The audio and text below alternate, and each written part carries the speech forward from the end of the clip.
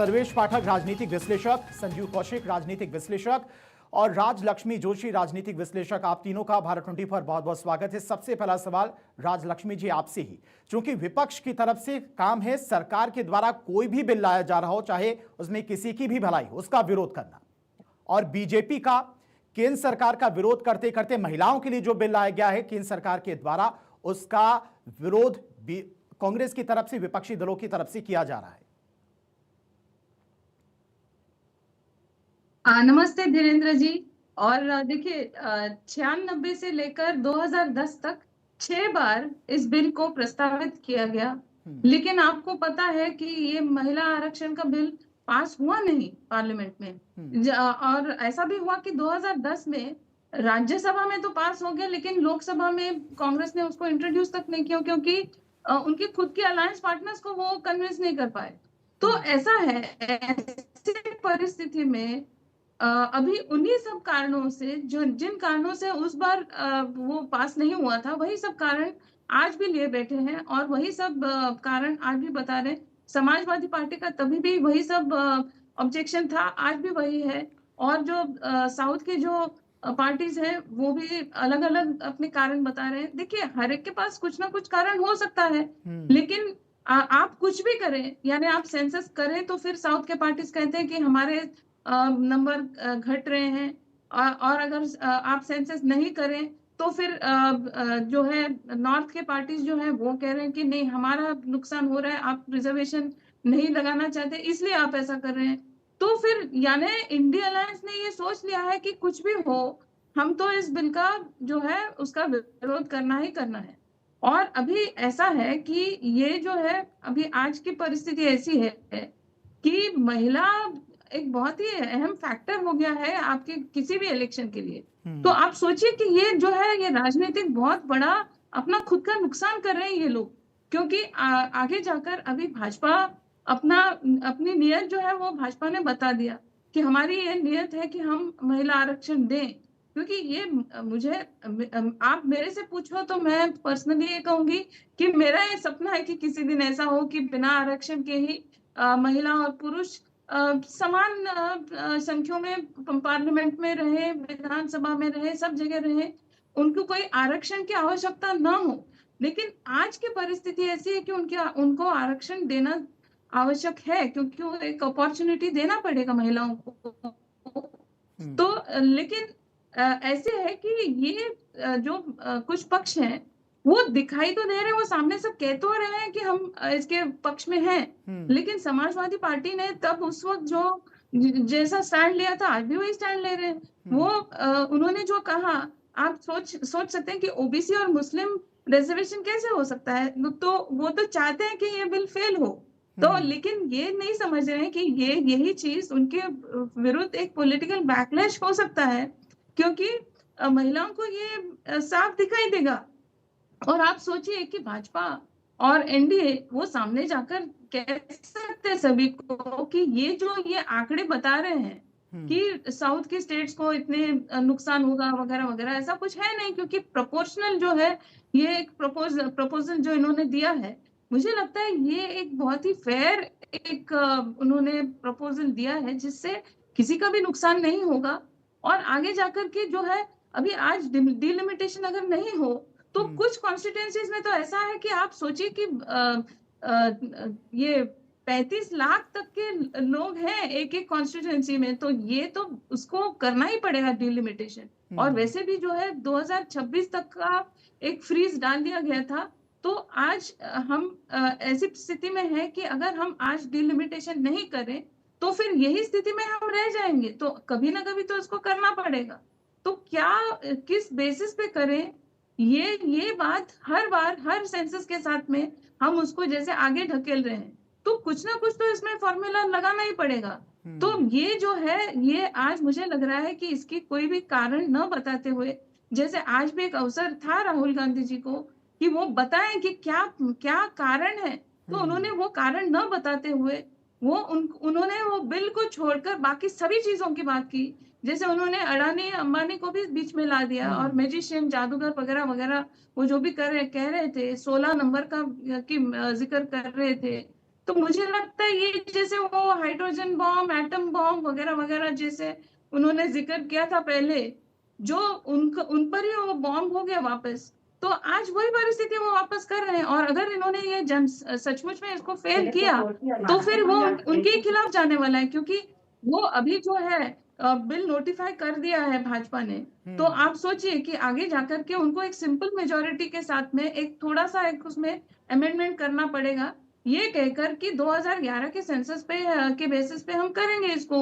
तो उनके लिए बहुत मुश्किल वाली बात है नहीं, लेकिन ये इससे किसी की नीयत सामने नजर आती है, इनकी मंशा क्या है ये नजर आती है।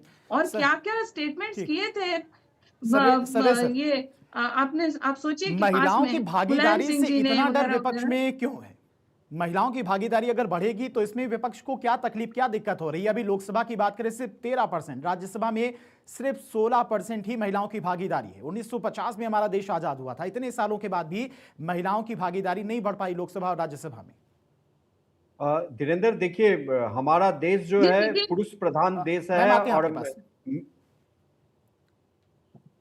आवाज आ रही है? हाँ सर, सर अपनी बात ये पूरी करिए। प्रश्न मैंने कहा हमारा देश पुरुष प्रधान देश है। हम महिलाओं को देवी का स्वरूप तो मानते हैं, लेकिन जब इज्जत देने की बात आती है तो मुंह फेर लेते हैं। मैंने वही कहा ना कि 1950 में हमने संविधान को लागू कर दिया और आज हम 2026 में बैठे पड़े हैं। यहाँ कहते हैं जेनजी, उनके सामने में भी जो महिलाओं को उचित दर्जा देना चाहिए, ये जितने भी तमाम पॉलिटिकल पार्टी, 150 साल से ऊपर की पुरानी पॉलिटिकल पार्टी कांग्रेस पार्टी, ये होने नहीं देना चाह रही है।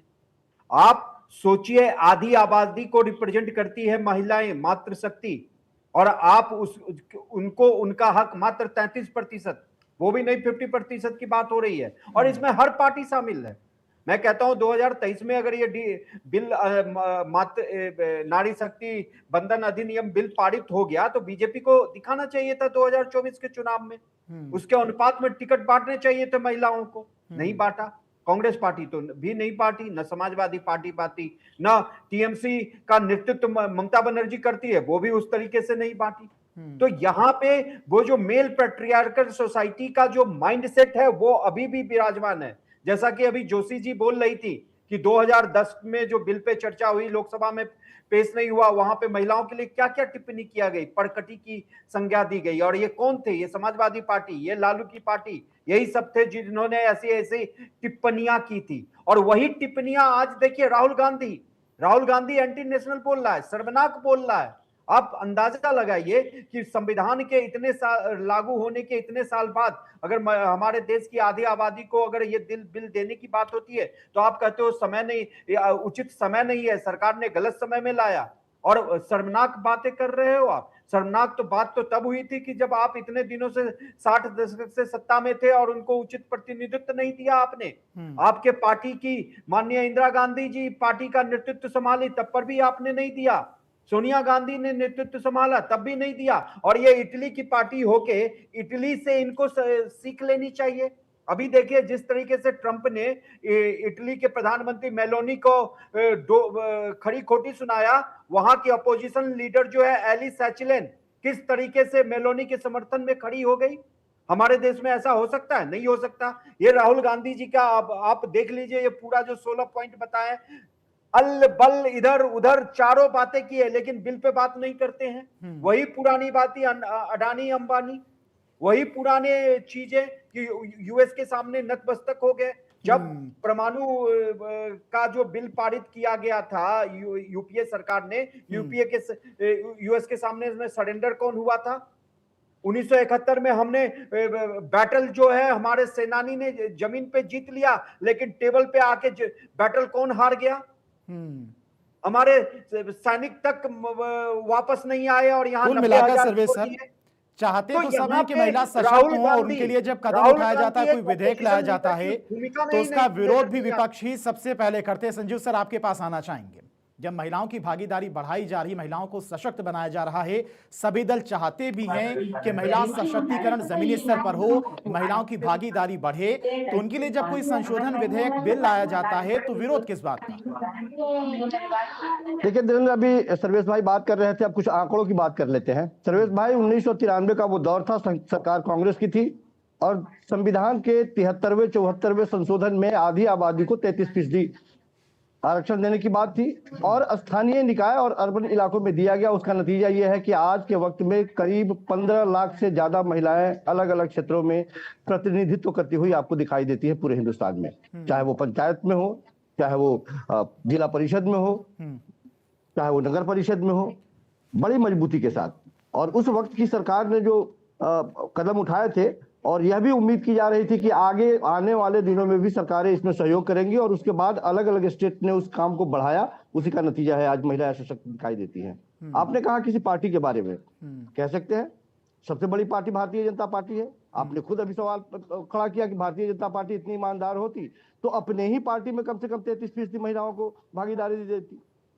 कांग्रेस पार्टी के लिए भी वही बात आप कह सकते हैं। आपने भी टीएमसी की बात की सर्वेश भाई, टीएमसी अकेले पूरे हिंदुस्तान में एक ऐसी पार्टी है जो विधानसभा में 53 महिलाओं को उन्होंने टिकट दिया है। सबसे ज्यादा रिकॉर्ड जो तकरीबन 27% क्या वो 33% है क्या?